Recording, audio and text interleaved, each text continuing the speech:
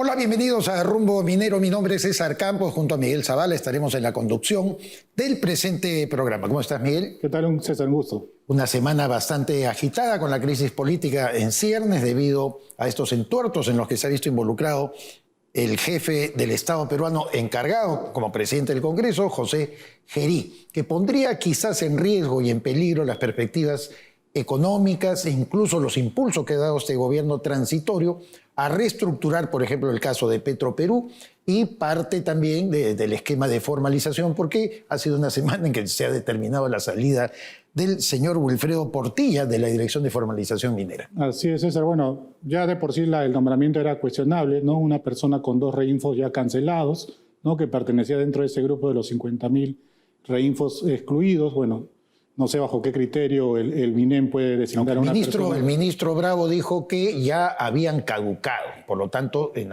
el año 2019. Si ya habían caducado, no podía estar dentro de los 50.000 que habían sido excluidos, pero son puntos de vista. Pero vamos a tratar estas cosas, Miguel, con 2 invitados realmente importantes. Uno es Luis Miguel Castilla, exministro de Economía y Finanzas y director de Videncia Instituto. Con él vamos a conversar acerca de si hay algún impacto de esta situación política dentro de las perspectivas de crecimiento económico. Así es, y también tendremos la presencia del ingeniero Carlos Herrera Descalzi, ex ministro de Energía y Minas, con quien vamos a tratar el tema también de esta proyección que ha dado el MINEM sobre la cartera de proyectos mineros para este año, en más de $7.000 millones de dólares, y las movidas también que están haciéndose dentro del MINEM con estos cambios. Muy bien, 2 grandes invitados de lujo. Los dejamos previamente con el informe preparado por el equipo de prensa de Rumbo Minero. El Banco Central de Reserva del Perú proyecta que la economía peruana crecería un 3% en 2026, lo que representa una ligera revisión al alza en línea con un mejor entorno internacional y un mayor dinamismo de gasto privado. Este crecimiento estaría sustentado principalmente en la demanda interna, que se expandiría alrededor del 3,5%, impulsada por el consumo y la inversión privada, la cual mostraría un mayor dinamismo con un crecimiento proyectado del 5% gracias a la continuidad de diversos proyectos, entre ellos los del sector minero. Una estimación similar maneja el Ministerio de Economía y Finanzas, que proyecta un crecimiento promedio del 3,2% para el periodo 2026-2031. Sin embargo, estas cifras positivas no se reflejan en la situación de Petroperú, que enfrenta deudas superiores a los $5.000 millones de dólares y arrastra pérdidas estructurales desde 2022, agravadas por limitaciones operativas en la nueva refinería Talara y por gastos excesivos en beneficios al personal. No obstante, el Ministerio de Energía y Minas indicó, como parte del proceso de reestructuración de Petroperú, que los activos estratégicos de la petrolera permanecerán protegidos mediante fideicomisos, garantizando la titularidad estatal y descartando cualquier transferencia a manos privadas. Como siempre, muy interesante el informe elaborado por el equipo de prensa de Rumbo Minero. Como habíamos anunciado, tenemos el gusto ya de presentar en nuestros estudios al doctor Luis Miguel Castilla, ex ministro de Economía y Finanzas y director de Videncia Instituto, para hablar sobre este enrarecido clima político que no se puede desprender, también de las proyecciones de crecimiento económico que antes del escándalo en el que se ha visto envuelto el presidente José Gerí han sido de alguna manera relativamente positivas. Luis, qué gusto saludarte, recibirte como siempre acá. ¿Qué tal, César? Encantado de estar acá con usted. Queremos, tú que has sido ministro de Estado, que nos desarrolles una visión política, económica de este momento que estamos hablando. ¿Realmente habrá un impacto sobre las expectativas económicas del Perú? Algo que había proyecciones más o menos positivas, pese a que ya en noviembre hay un elemento de desaceleración que se ha detectado en el crecimiento del PBI, pero abona a enrarecer más el clima, los líos chinos en lo que se ha visto envuelto el presidente José Gerí. Mira, la verdad no creo que pase esto a mayores, porque si uno ve cuando cayó Dina Boluarte intempestivamente y fue reemplazada por Gerí, y uno ve el riesgo país, ve la bolsa, ve el tipo de cambio, y parecía que no pasaba nada, y de hecho el año pasado cerró muy positivamente. La última expectativa que el Banco Central ha publicado está todos los indicadores en terreno azul, una economía que crece a doble dígito, una inversión privada que crece a doble dígito. Entonces, como... La confianza, perdóname, de las encuestas que hace la Sociedad Nacional de Industria, correcto, donde se dice que van a adquirir bienes de capital, etc. Así es, eso no se condice, uno, con un año preelectoral, ya estamos a meses de la elección, parece que ya se ha normalizado de que tenemos este proceso, se sigue apostando capital. Por tanto, yo tendería a pensar de que esto va a tener, si es que acaba un desenlace de una salida del presidente Gerí y un reemplazo que respete, digamos, las reglas constitucionales, no creo que pase a mucho.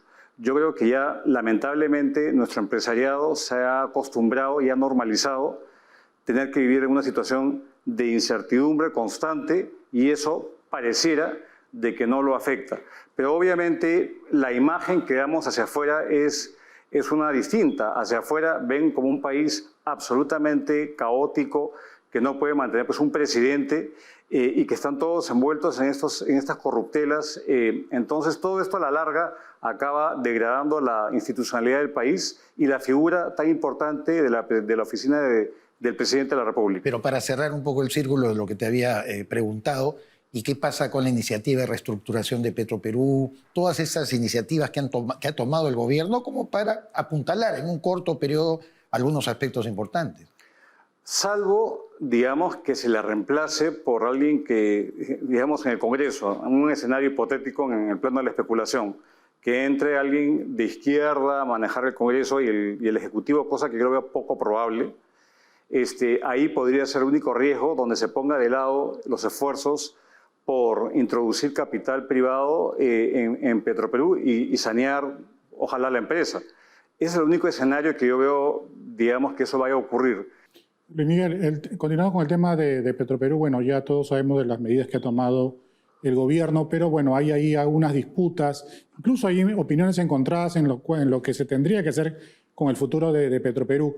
Mucho entra a tallar también el tema del sindicato, que anuncia una huelga, el pago que se les debe a los proveedores, que son millones de soles. ¿Cómo ves tú el futuro de la empresa, ¿no? Si es que esa fuera tomada a manos de privados, si es que al final se podría salir de esta debacle que está teniendo la institución estatal? A ver, creo que nadie está postulando que toda la empresa pase a manos de privados, sino que ciertos activos y ciertos bloques patrimoniales vayan a manos privadas y se preserve el valor, digamos, de los activos que tiene aún Petroperú. Esto todavía no lo sabemos, creo que pronto Proinversión tiene que presentar la hoja de ruta. Sabemos que la refinería va a estar en un aparente único, digamos, bloque patrimonial, pero creo que esto, digamos, va a ayudar a que pueda nuevamente acceder, ojalá, a financiamiento en primer lugar, que es el propósito. Pero justamente yo leía en un diario el día digamos, recientemente, la evaluación que hace un banco de inversión respecto a que la necesidad de seguir contando con garantías públicas, cosa que se colisiona con el hecho de no darle más recursos a la empresa. Tiene compromisos muy fuertes que cumplir, no solamente con sus acreedores, sino, como bien has dicho, con una cadena que depende, cuyo único comprador es Petroperú, una serie de empresas que han alertado deudas que se han venido acumulando, según la propia ministra de Economía, deudas que ya ascienden a 2.500 millones de soles, sumado a la deuda financiera que tiene la empresa. Entonces la situación es bien complicada. Yo creo que la señal ha sido bien recibida, pero tenemos que ver exactamente cuál es el plan, por qué tipo de activos se va a empezar y ojalá que avancen de tal manera de que haya continuidad y que el siguiente gobierno no vaya a revisar nuevamente y la empresa entre nuevamente en un limbo. Ha sido desde el anuncio del decreto de urgencia y su publicación, han pasado cosas, ¿no? Un conato de renuncia de la gerenta general, los sindicatos han manifestado su rechazo a esto, pero yo creo que acá el gobierno y los gobiernos tienen que mantenerse firmes por solucionar un problema que ya se ha salido de las manos y el tema laboral y el tema sindical es uno importante y obviamente no hay que subestimar la reacción de Piura. Piura es una región, digamos, donde Petroperú y la refinería son emblemáticos y probablemente haya mucha presión política. Entonces, en este mar, yendo a la pregunta anterior de César, en este mar de mucha incertidumbre y crisis, ojalá que el gobierno no decida retroceder o canjear su supervivencia a cambio de retraer lo que ha decidido, que es efectivamente agarrar el toro por las astas y de una vez cambiar la estructura de gobierno de esta empresa y ojalá atraer capital privado. El tema no es que retroceda de repente Luis Miguel por propia voluntad, sino, como tú bien has señalado, la presión misma social, la explosión que puede generar en base a la crisis política, darle banderas a los sindicatos para meter este tema y detenerlo. Y recordando algo que efectivamente tú acabas de mencionar, es la titular del Ministerio de Economía y Finanzas, la doctora Denise Miralles, la que está tomando el liderazgo. No es el ministro de Energía y Minas, en cuyo sector está adscrito en todo caso. Que de ¿no? hecho él preside la Junta de Accionistas. La Junta de Accionistas. Es el ministro de Energía y Minas. No, ni tampoco la nueva titular, que es una distinguida profesional. Yo me he encargado de verificar mucho lo de su currículum y parece que está concentrada en la letra chica, más bien del decreto de urgencia. Reitero la perspectiva de que cómo políticamente podemos sostener el avance de la reestructuración. Bueno, creo que hay un consenso y yo he estado revisando los planes de gobierno de muchos de los candidatos que están postulando a la presidencia y a los grupos de candidatos al Senado, y creo que hay conciencia de que no se puede seguir alimentando una empresa insolvente ad infinitum, y esto le pasa, digamos, reduce el margen de maniobra fiscal para el siguiente gobierno en lo que vaya a querer hacer en el quinquenio. Entonces, creo que hay conciencia de que esto se tiene que hacer y un gobierno inteligente que venga, preferiría que el gobierno saliente de transición se coma todo el muerto, todo el pasivo y el costo político y que tome las decisiones duras y que le deje el camino allanado para ya ejecutar un plan. La cuestión es que algunos también cuestionan, y yo he hablado con un par de políticos que cuestionan que no hay la legitimidad como gobierno de transición de tomar decisiones trascendentales respecto a la empresa. Pero creo que yo sería más partícipe de que ojalá incluso aprobara una ley que blinde este esfuerzo, que le dé mayor, digamos, fortaleza legal y que efectivamente no haya retrocesos. Si hay retrocesos por presión política o se deja esto de lado, estaríamos multiplicando el problema y eso podría comprometer incluso la calificación crediticia del país eventualmente ante un problema que ya se han, digamos, identificado una luz al final del túnel y ojalá que los políticos pues no la bloqueen. Me parece que hay que respaldar al Ministerio de Economía plenamente en lo que está haciendo, porque es primera vez en mucho tiempo de que está tomando el toro por las astas, reitero, para encarar un problema de esta magnitud. Finalmente, Luis Miguel, una pregunta corta. Estas movidas que están habiendo dentro del Ministerio de Energía y Minas, ¿no? Con el nombramiento de una persona, se podría decir, cuestionable en cuanto al tema de la dirección sobre el manejo de la Dirección de Formalización Minera, bueno, ha sido destituido en estos días.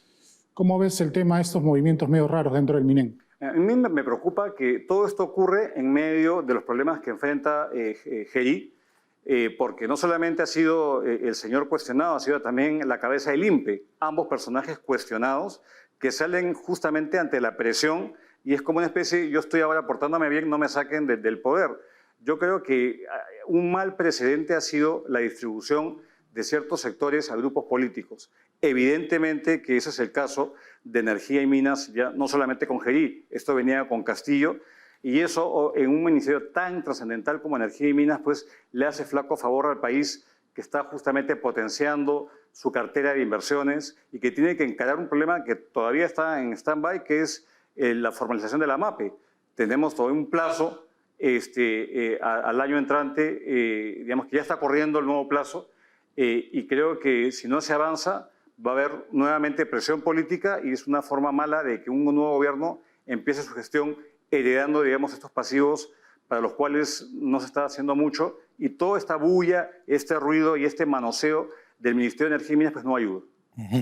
Luis Miguel, como siempre, muy grato tenerte en nuestros estudios. Vamos a continuar dialogando en las próximas semanas sobre este tema, más allá de no conocemos cómo va a resolverse la crisis política, pero como tú bien dices, hay fundamentos y aspectos que todavía nos queda por analizar. Muchas gracias por estar con nosotros. Luis Miguel Castilla, exministro de Economía y Finanzas, director de Evidencia Instituto, estuvo con nosotros. Una pausa y continuamos. Regresa Expo Mina Perú, el evento minero más importante del 2026, que abrirá sus puertas del 9 al 11 de septiembre en el Centro de Exposiciones Jockey. Más de 1.380 stands, delegaciones internacionales y lo último en tecnología para la minería, con intenciones de compra que superan los 700 millones de dólares. En el marco de Expo Mina, liderado en esta edición por Roque Benavides, presidente ejecutivo del directorio de Compañía de Minas Buenaventura, se desarrollará el 8º American Mining Summit, presidido por Carlos Castro, junto con ruedas de negocios y congresos internacionales en alianzas con CESCO y la Sociedad de Minería, Metalurgia y Exploración. Atención proveedores, separe su stand y forme parte de la feria minera más importante del 2026. Invierta bien, invierta con los líderes. Mayor información en expominaperú.com.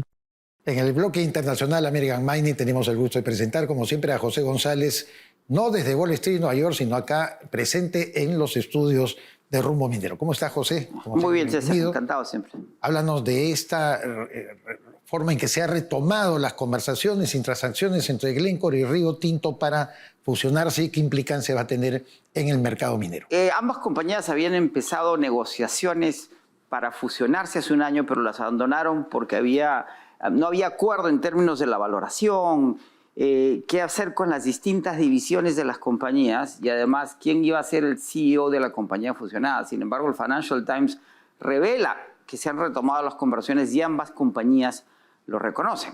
Obviamente, la intención manifiesta de ambas compañías es un play nuevamente de cobre y es una reacción a la fusión ya consolidada de Anglo American y Teck Resources, que también fue sobre cobre, que dejaba BHP y Río Tinto, que son las compañías mineras más grandes del mundo, en qué tipo de acciones corporativas iban a tomar.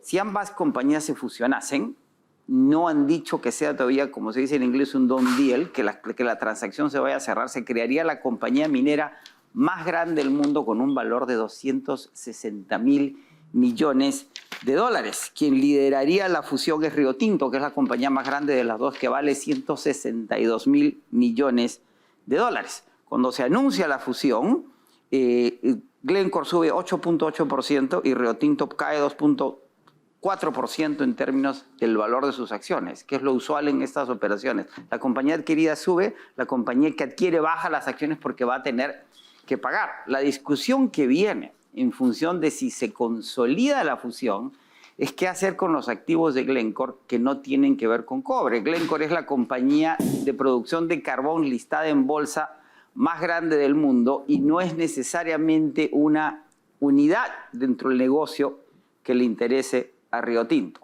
La oferta de Río Tinto tiene que oficializarse el 5 de febrero, de acuerdo a las autoridades del Reino Unido, para que el proceso entre en la siguiente etapa. Subraya lo que hemos señalado en el pasado. Para hacer minería hoy día, particularmente en cobre, se necesitan masas críticas y grandes dimensiones. Se está creando una nueva mega compañía de minería enfocada en cobre. Buenas noticias una vez más para el Perú. José, se sigue hablando sobre el tema de Venezuela y quisiéramos ahora hablar sobre el tema del potencial minero que tiene este país. ¿Cómo ves el tema minero en este país, en Venezuela, a corto y mediano plazo?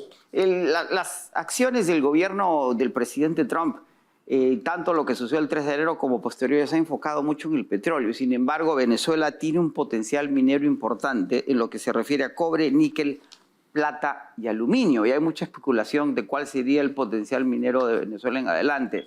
Sin embargo, la minería en Venezuela tiene serios problemas. La geología no es transparente, la infraestructura está deteriorada, las leyes no contribuyen, los procesos de arbitraje contra la República de Venezuela en los Estados Unidos que están llevando a la subasta de Citgo, del complejo refinador de Venezuela en los Estados Unidos, involucran la expropiación de una mina de oro. Y las minas, los proyectos que estaban en proceso están todos detenidos. No hay leyes, no hay infraestructura. Si en el Perú tenemos minería ilegal, en Venezuela la minería es delincuencial. Por lo tanto, el proceso minero venezolano, si bien es prometedor, va a tomar muchos años en ser desarrollado. José, como siempre, muchas gracias por estar con nosotros. Te esperamos las próximas semanas. José González, editor internacional de la revista Rumbo Minero, a la cual usted puede acceder ahora de manera absolutamente gratuita a través del internet www.rumbominero.com.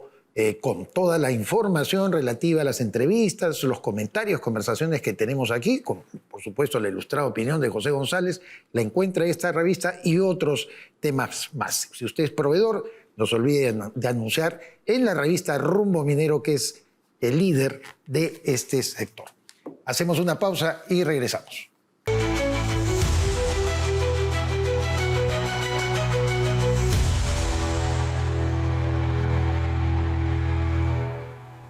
Lo anunciado, ya se encuentra en nuestros estudios el ingeniero Carlos Herrera Descalzi, quien se desempeñará en 2 oportunidades como titular del Ministerio de Energía y Minas. Siempre es un gusto tenerlo, ingeniero Herrera Descalzi. Igualmente para mí visitarlos. Muchísimas gracias por la invitación. El contexto que es muy político esta semana, con una crisis a nivel presidencial, ha derivado también a una situación dentro del sector de energía y minas en la que el nuevo titular, el señor Bravo, el ingeniero Bravo, ha decidido destituir al quien era el director de formalización minera, Wilfredo Portilla Barrera. ¿Cómo toma usted esta decisión?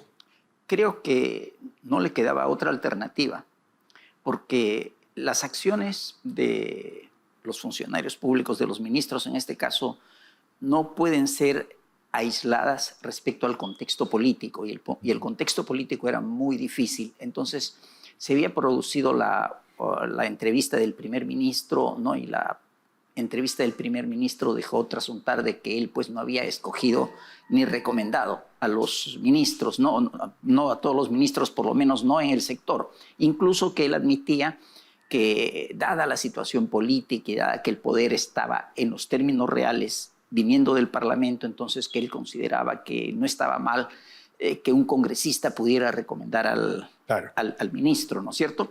Mi lectura de los hechos es que el ministerio lo lotizaron para ordeñar la vaca en esos 6 meses. Políticamente, dice usted. Sí, políticamente, claro. O sea, pero los intereses son económicos, y son económicos de sacar provecho de las circunstancias. No hay ninguna visión de país en este asunto. Y dentro de estos términos pues, se habían dado varios hechos. Ya para mí fue notorio que en la primera semana cambiaron todos los directorios. Cuando un gobierno llega, ¿no? Llega de improviso. 2 días antes no se sabía que iba a haber cambio de gobierno. Y llega un nuevo gobierno, uno tiene que enterarse de cómo son las instituciones. Toma un tiempo constituir un equipo, convocar gente, conocerlos, enterarse cuál es la situación, y después que uno entera, va haciendo los ajustes, pero no de golpe. Entonces, no me gustaba ese esquema, me parecía demasiado apresurado. El tema sobre Petroperú, por ejemplo, hubieron 2 posiciones diferentes. El MEF se lanzó sobre Petroperú, aparentemente no le consultó en ningún momento al MINEM. El MINEM en algún momento dio una respuesta que obligó a la gerenta general de Petroperú a decir, bueno, yo me voy. Todo este es el contexto que, envuelto al ministerio, deja una idea muy clara de improvisación, y dentro de ese contexto se pone a administrar al gato de despensero, ¿no? Se pone a un señor que ha tenido intereses en el Reinfo y que lo sigue teniendo, porque en algún momento los 50.000 que quedaron excluidos, hubo interés en que retornasen, ¿no? Entonces no lo puede poner a él a administrar ese tema. Y el otro tema, el INGEMET. El INGEMET es un tema muy técnico. Para estar en el INGEMET en la cabeza tiene que ser un profesional muy calificado, con una buena vertiente académica, si es posible mínimo una maestría, quizás un doctorado. Entonces, lo que sucede, mire, yo miro el Ministerio de Energía y Minas de bien atrás, ¿ya? Desde sus nacimientos. Siempre el Ministerio de Energía y Minas, hasta los primeros 15 años de este siglo, siempre tuvo una conducción técnica. Siempre hubo gente calificada, siempre hubo personal calificado. Hoy como que esos requisitos, hay que decirlo claro, desde que llegó el presidente Castillo, ya no existieron más. Ahí se ponía a cualquiera, gente de muy bajo nivel, para decirlo con todas sus letras, y eso es causa de los problemas que tiene el Perú. Este siglo, con el tema de la transición energética y la necesidad de nuevos minerales para esa transición energética, al Perú lo califican doblemente, porque el Perú tiene los recursos renovables de energía que tendría que explotarlos y tiene los minerales. O sea, tiene para sacar por ambas y por mangas. Y sin embargo, el Perú no ha sacado provecho de eso. ¿Quiénes invierten en el Perú? Gente que viene, busca ocasionalmente, gente de los países vecinos. El Perú no saca provecho, no tiene reglas sobre el tema porque hace tiempo que el Ministerio de Energía y Minas está al garete, ¿no? Está, digamos, en piloto automático. Esto es consecuencia también de esa década, desde el 2016, donde se perdió la continuidad en el Poder Ejecutivo que pudiera hacer sus 5 años. Entonces, si tenemos 7, 8, 9 presidentes en 10 años, ¿cuántos ministros vamos a tener? 4 ministros por cada presidente. Entonces, son periodos cortísimos, no se permite construir una continuidad. Para actuar ahí hay que aprender. Aún el que sabe mucho llega y tiene que aprender. Entonces, hay un periodo para aprender y un periodo para producir. Y antes de que comience el segundo ya está interrumpido el primero. Esa es la situación, ese es el gran marco, ¿no? Ingeniero, tengo 2 preguntas. La primera, hace unos días el MINEN anunció que hay una cartera de 8 proyectos mineros para este año valorizados por más de 7.600 millones de dólares, que destacan los proyectos de reposición Colquijirca, ampliación Guarón, reposición San Rafael, Corani, Zafranal, entre otros proyectos. ¿Usted cree que están dadas las condiciones sociales, políticas y técnicas para que estos proyectos puedan salir? Porque de concretarse sería todo un rompimiento de récord, ¿no? Porque siempre hemos bordeado el tema de inversiones mineras entre 5.000 a 6.000 millones de dólares y llegar a más de 7.000 sería pues todo un acontecimiento para la minería. Claro. Y la segunda pregunta es también sobre el tema de la ventanilla única digital, que ha vuelto nuevamente a hacer noticia, ya que también el viceministro ha anunciado el tema de la cooperación con el Banco Mundial, que ya en realidad se venía anunciando hace mucho tiempo, pero que se había dejado de lado pues, por todo el tema de la formalización minera y otros problemas que afronta el sector. ¿Cómo ve esos 2 temas? Claro, el primer tema, ¿ya? En la misma relación que me acaba de decir, muchos son reposición, ampliación, renovación, es decir, son inversiones que ya están, que llegan a un punto en que necesariamente tienen que hacer la inversión pese a las circunstancias. No es que las circunstancias los están llevando a hacer la inversión, sino cuando se llega a un cierto punto, necesariamente uno ya está en el sitio, tiene que seguir avanzando, más las condiciones internacionales que son muy favorables, ¿no? Entonces, eso es lo que está sucediendo. Las condiciones de estabilidad política no las tenemos. El mensaje de poner orden en el sector no está porque se extiende el reinfo. Uno lo que percibe es un país donde las autoridades más parecen estar comprometidas con que el reinfo eternamente sea una situación transitoria que nunca llega a su fin y que protege la informalidad en la pequeña minería en lugar de lograr lo que debería ser la meta en la pequeña minería, ¿no? La pequeña minería pues sería una gran fuente de trabajo que puede ser en las condiciones económicas actuales formal, puede ser estable y puede ser rentable, ¿no? Y además contribuir pues, con el seguro social y con todas las contribuciones que salen de los que están trabajando formalmente, que esa debiera ser la meta. No, lo que quieren es informalidad y extender informalidad. Entonces, eso no ayuda a la inversión en la gran minería, porque hay un momento, hay 30% de esta informalidad que se da en concesiones que están dadas a la gran minería, ¿no? Entonces, ese aspecto. El aspecto social... yo creo que el país con el tiempo lentamente ha ido aprendiendo que somos un país minero y que decir que somos un país minero es decir que vivimos de la minería y que los ingresos que tenemos en nuestra vida directa, indirectamente o 3 veces indirectamente terminan siempre proveniendo de la minería. Entonces, bienestar de la minería significa bienestar de los peruanos, aunque no sean empleados directos de una empresa minera. Que a la minería le vaya mal significa que el país está pasando por momentos difíciles. Eso creo que se ha mejorado. Falta involucrar dentro del aspecto social, regularlo, para que no hayan cosas como las que hemos visto, ¿no? Por ejemplo, esto es el campo de petróleo, pero gente de petróleo que estuvo desde los inicios en la explotación de la Amazonía me dijeron, claro, antes no había nativos. Los nativos vinieron después que estuvieron las explotaciones, ¿no? Es correcto.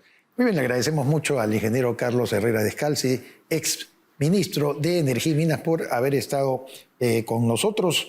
No se olvide, Expomina Perú 2026 ya se viene, será desde el 9 al 11 de septiembre en el Centro de Convención del Jockey Club, como siempre, el evento minero más importante del presente año. Busque toda la información relativa a Expomina para que usted pueda tener su stand, participar también de las conversaciones, de los encuentros, las rondas de negocios muy interesantes que se van a presentar. Soy César Campos, junto con Miguel Zavala, hemos estado en la conducción del presente programa. Como siempre, los esperamos la próxima semana, siempre por la señal de Willax Televisión.